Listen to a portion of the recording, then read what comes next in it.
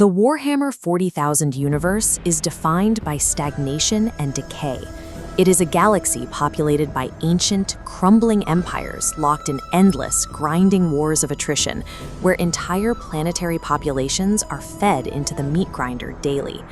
But out on the eastern fringe of the galaxy, there is a glaring anomaly: the Tau Empire, a rapidly expanding, hyper-advanced superpower. Just 6,000 years ago, they were primitive hunter-gatherers.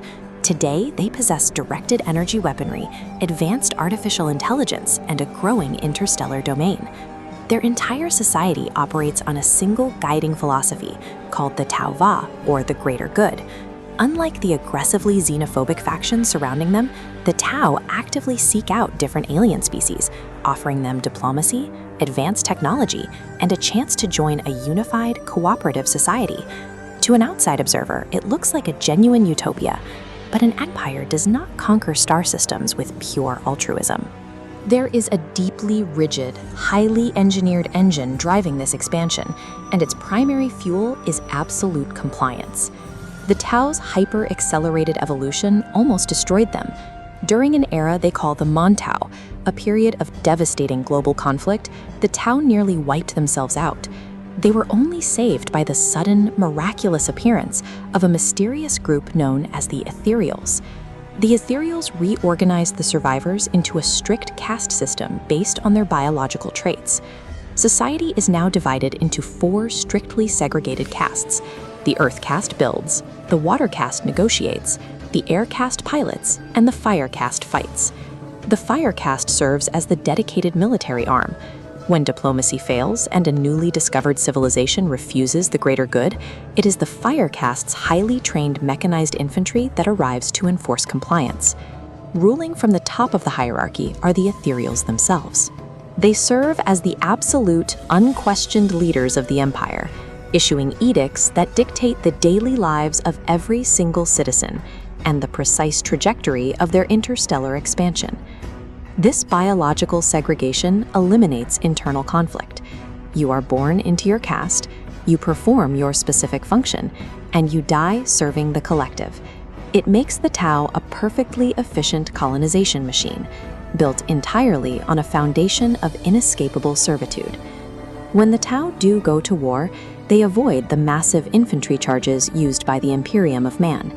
Instead, they deploy highly mobile, mechanized battlesuits, armed with devastating long-range railguns to eliminate targets from a distance. These strike teams are heavily supported by networks of autonomous drones.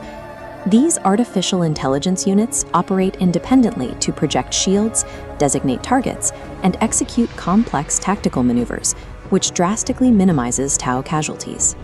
But their mastery of the material universe hides a severe biological vulnerability. The Tau completely lack psychers, individuals capable of tapping into the psychic dimension known as the warp to use magic-like abilities or navigate deep space. Because their minds barely register in the warp, the Tau have almost no understanding of the demonic entities that live there. They are largely ignorant of chaos, the corrupting, supernatural force that the rest of the galaxy spends vast resources fighting. This creates a terrifying blind spot. The Tau are aggressively pushing their colonization fleets deeper into a galaxy filled with reality-bending horrors that their science cannot measure, and their culture simply lacks the capacity to comprehend. These diplomatic outreach programs function as carefully calculated maneuvers for territorial acquisition, stripping away the diplomatic veneer of the greater good.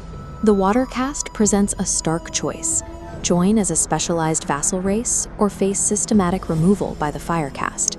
For those who join, they are locked into their social tier for life, performing the manual labor required to fuel the empire's growth.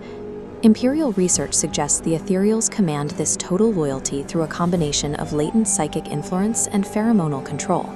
This biological leash ensures that the castes never question the Ethereals' authority.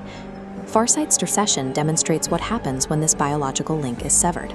Once separated from Ethereal oversight during a campaign, the legendary commander rejected the collective entirely and formed his own independent enclave. When the ethereal presence is removed, the supposedly innate drive for the greater good evaporates. The resulting picture is a masterpiece of totalitarian branding. a utopian veneer designed to stabilize an expansionist oligarchy. No figure embodies this deception more than Anva.